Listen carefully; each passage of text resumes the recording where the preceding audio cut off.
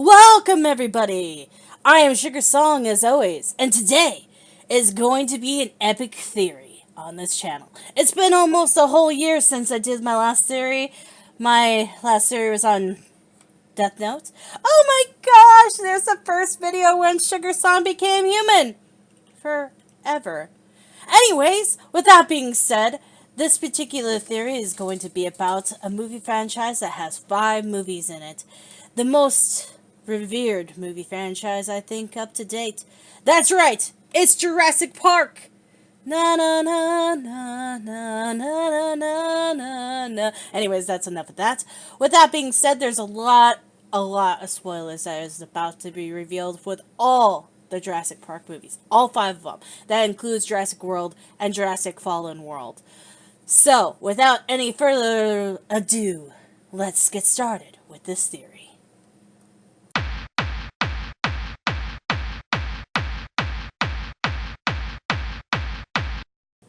I love Jurassic Park, and I've watched every single one.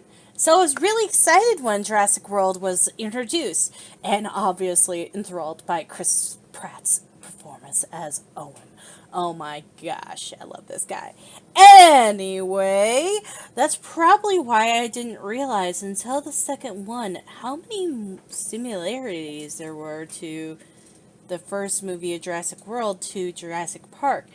Not to mention how many similarities from Jurassic Park's Lost World there was to Jurassic World's Fallen Kingdom. How am I going to compare these two? Well, easily. I'm going to do at least 3 to 4 check marks for each movie, and if they have similarities that are pretty close, they'll get a check mark. So let's start with the similarities. So obviously the first one is they're both taking place in a park, and obviously the first one's trying to get off of its feet, and this one's trying to make amends for the mistakes in the past. So check.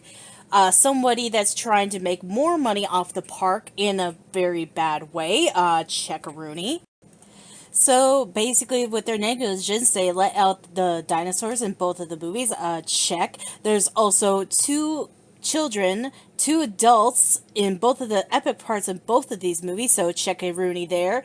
And also people being devoured by the dinosaurs, or the dinosaurs devouring each other, which you can see right now in these little clips. So check, and also check. So there's a lot of similarities to both of these movies that you can kind of see that's going on here. It's almost like they're retelling the story from Jurassic Park to Jurassic World, which I have nothing to complain about because I do like both of the movies. With that being said, let's go into the next 2, which is The Lost World and Jurassic World's The Fallen Kingdom. These 2, man, I didn't realize how many similarities there were until I started looking into it. So let's see them side by side. Okay, so obviously right off the bat we have eccentric billionaires sending people onto an island with dinosaurs to either do research in one case or sending them to go into a new area to live. Essentially, that is the key here, that they're both sending people to the island for a good cause. Our heroine is going to go to the island no matter what, even if the male counterpart will not come. Obviously, they have different motivations, but look at this. They have the same hair color and also pretty much the same hairstyle. Can it get any more similar than that? Essentially, in this scene, both things seem like they're going pretty well. For the research team, they're doing their research, and for the people that are doing the cleanup and relocations, it seems to go well for them in this particular scene, and everything always seems fine and dandy in the beginning of both of these movies. Another big fact that both of these movies have big game hunters. They might be there for their own personal needs, but obviously their personal needs don't actually go the way that they assume it will go for both of them. Essentially, our main characters are coaxed into showing the bad guys how to capture the dinosaurs, either to save them in their knowledge or to save the dinosaurs in general for the people in the Lost World. Essentially, this particular scene is showing that even though you can have the best of plans, they can go wrong. Basically, they haven't got done with everything that they wanted to do in both of these scenes before everything just kind of goes down the tube. So that's kind of what's going on there. So basically, the big similarities are in this particular picture. Obviously, they're capturing dinosaurs and selling them to somebody. Sure, in Lost World it's just to one person, but in the Fallen Kingdom it's to a lot. Whereas, like, they're trying to get Blue in the Fallen Kingdom to sell a better version of their hybrid, whereas the Lost World they're just trying to capture whatever they can. So that's the similarities in that one. And the last similarity, the fact that the dinosaurs are let loose on the mainland in both of these movies. Sure, it's for different circumstances, and sure, in the Lost World, they go back to their island, and in the Fallen Kingdom, they do not. But, no matter what, you come down to it, they're both in our world. Either for a short time, or for a long time. That is the biggest kicker of this particular movie's similarity. With that being said, let's go and talk about the third installment of Jurassic Park. So essentially, you're probably wondering, why does the similarities matter into the bigger overall theory? Well, I'm about to tell you through Jurassic Park number 3. You need to understand the whole plot lines that are going on with Jurassic Park number 3, and then I'll give my theory. So let's get into that. Essentially, Dr. Allen is coaxed to go to a flight to show these tourists around on the other island that he's never been to. Obviously, their intentions are made clear once they want to actually land to look for their lost boy. Eventually, they do find their son, but worse things happen to them. Not only are they chased around the park by the main, like, dinosaur, but also Billy finds him in himself to actually steal some raptor eggs. Within doing so, the raptors are after them. And this particular scene where she has to give back the raptor eggs because she is the mother. With that being done, they can go on their merry way without the raptors trying to come after them anymore. They end up going into what is called the bird cage because basically all the pterodactyls are in there, and basically Billy gets to be a hero once again by saving the kid.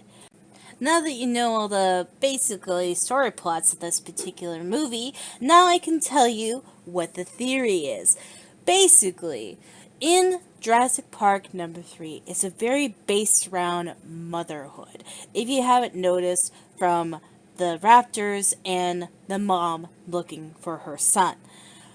With that being said, what can be considered motherhood in the next movie? Obviously, Claire is going to make herself the mother of the girl that was in the last movie, who basically set all the dinosaurs free. Because now they're going to have to run for their lives from those guys. She, the little girl, is going to be considered the eggs. The mother, which is Claire again, is going to protect her with all costs. And I believe that the government is going to try to steal the little girl. Because technically she's a clone, right? That's what we found out at the end of the Fallen World, that she was a clone of herself, who they said was her mother, air quotes. I'm gonna guess that basically she is going to be stolen by the government to basically figure out how they cloned her so perfectly to who she was before. Because it really is a true perfect copy, but obviously, just like every other child, has to be relearned.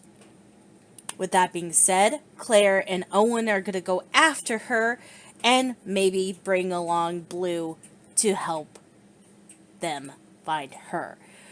Because Blue now is out in the world, and Blue can do whatever they want. I'm not sure if Blue's a girl. I think she is, because all the dinosaurs are female. So, anyways, Blue's out in the world doing her own thing, but I'm sure she would come back and help Owen if the time came to be, which there would be a lot of chaos ensuing. And I'm sure that there will be another big dinosaur for them to be worried about besides the T-Rex. I mean, just look at all the scariness that we had just in the last few movies. We have the T-Rex, the raptors, which is blue, obviously. We have the weird dinosaur from Jurassic Park 3. I don't know if he really counts. All the pterodactyls. We thought this guy was going to be a threat from Jurassic World, but then he gets eaten. And then also the other weird Umdiraptor, or whatever you want to call, he ends up getting killed too by being impaled. The scariest thing in this whole entire movie is when the Indoraptor is like literally about to pull off her covers or tear her apart, one of the two.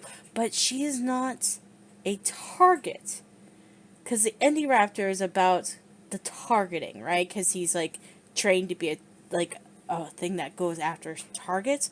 I wonder if the Indoraptor sensed that she is not a normal person, could sense that she was something else. With that being said, I think some of the dinosaurs are going to kind of treat her like a child of their own as well. So the theory is she's going to get stolen by the government. Claire and Owen are going to go after her with Blue. That's kind of the theory that I'm going off with, and I hope that you liked it. With that being said, I hope that you liked this episode. It took a lot of editing, and I know it's not that long, but I hoped you liked it anyways. And I hope that I'll see all of you in the next video. Bye!